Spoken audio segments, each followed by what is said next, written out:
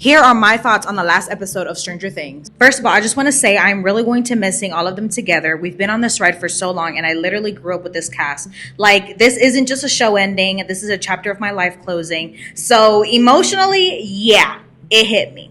I'm not going to lie, though. The last episode kind of has me disappointed. We do get a lot of emotional scenes, but I thought I was going to be bawling. You know, I thought I was going to be feeling some type of way, depressed and all that stuff. And I do, don't get me wrong, because I am saying goodbye to the Stranger Things cast. You know, I literally grew up with them. So it obviously feels like I'm saying goodbye to my best friends. So yeah, on that part, I do feel like shit. So they got me there. But other than that, I felt like the final episode gave me nothing.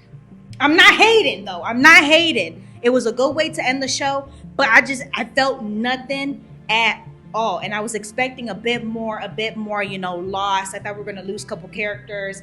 I don't know. I just feel like a lot of people were saying so much information. Like, if these certain people were going to die, this is going to happen. And so I was expecting probably something similar to what they were saying.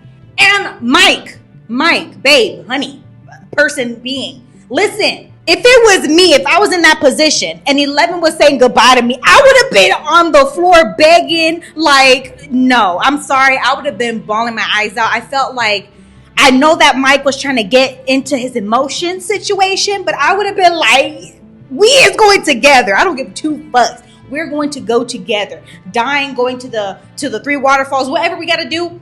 Together, bitch. We ain't, no, you can't leave me here with these motherfuckers. I'm sorry, but it's about us, you know what I'm saying? And I just felt like Mike could have given that, you know what I'm saying, emotion type of situation. But hey, man, it's okay.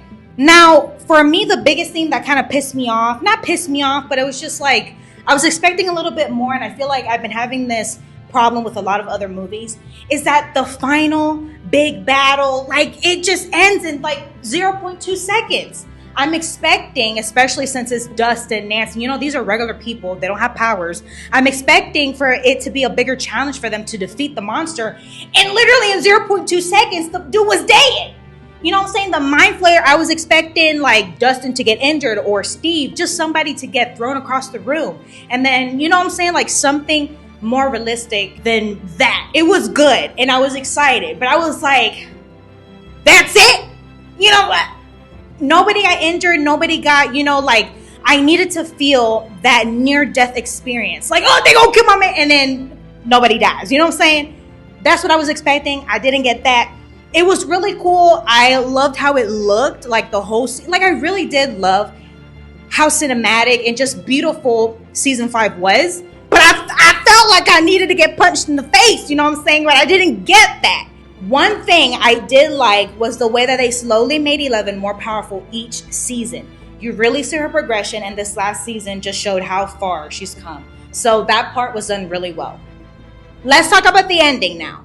Either that is true and she is still alive, or Kali just made that illusion in 11's head so she can die peacefully. You know what I'm saying? Because, like, hello, if I was 11, I would be like, damn.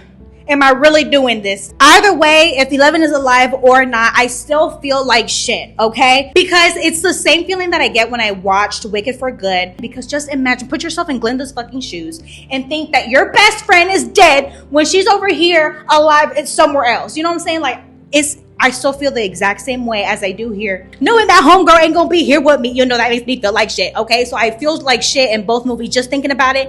I just feel like I have like something so heavy on my chest. I just, you know what? They did what they had to do. Like, you could have escaped, but then you could have been like, knock, knock, knock, bitch. Pack your shit and let's get the fuck out of here. You know what I'm saying? Like, girl, we could have gone together. And I know they're keeping the Stranger Things universe open because, you know, a lot of stuff is about to come. You know what I'm saying? I'm ready for that. And I know they're also leaving the ending as an interpretation, like whatever you want to believe, that is what happened to Elle. But also, where the fuck did Erica and Vicky go? Vicky, I understand, she could have left, that's totally fine. But Erica, she was a big fucking character. Where the fuck did she did not want to go or something? Like, I thought we was all going in. Anyway, y'all, those are my thoughts. I really did enjoy. Although y'all might be saying, oh, you hate it. I am not hating. I truly did enjoy the ending. I enjoyed the entire show. It's just, obviously, this finale wasn't the best. It was good. It was a good way to end the show, but it was just not the best. There was a couple things that I probably would have done differently a little bit. But the show ended the way I wanted them to end, which was basically everybody still alive. I knew from the beginning that something was going to happen to 11. It just kind of felt like that character was always going to have a certain ending. Because, and it's true, if she were to stay alive, they were always going to go after her unless she decided, oh, look, oops, boom, by accident exploded the whole damn thing. But, you know, she didn't want to go that route. That's fine. Anyway, y'all, thank you for watching.